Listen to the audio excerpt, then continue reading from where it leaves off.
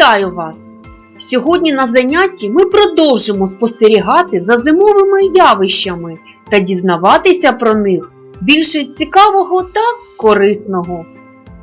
Зима – це пора морозів та снігопадів.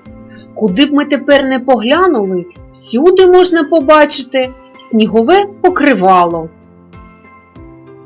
Ми часто говоримо снігове покривало, снігова ковдра. Але ж ковдра має бути теплою, а сніг, здається, холодний. Так здається тільки на перший погляд. Товстий шар снігу, що вкриває траву, лягає під дерева, на ніжні паростки озимої пшениці, яка сходить ще восени, захищає ці рослини від морозу. Під снігом зберігається тепло. Якби не було снігу, коріння дерев, кущів і трав вимерзло б і загинуло від холоду.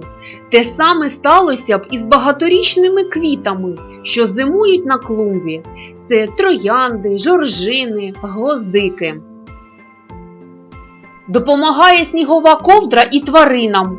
Оселі звірів, які впадають у спячку, теж зверху засипає сніг, і під його захистом тваринам стає тепло і затишно.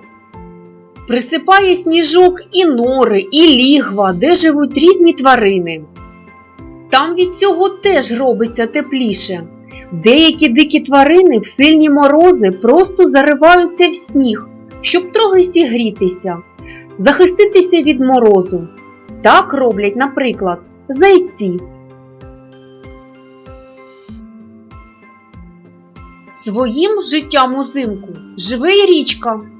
Вона вкривається в цей час кригою, а зверху на кригу також лягає сніг, а під кригою – вода. Деякі мешканці водойми взимку ховаються в найтеплішому місці – на дні річки, наприклад, жабки. Вони зариваються в мул, а більшість риб не спить і плаває собі під льодом.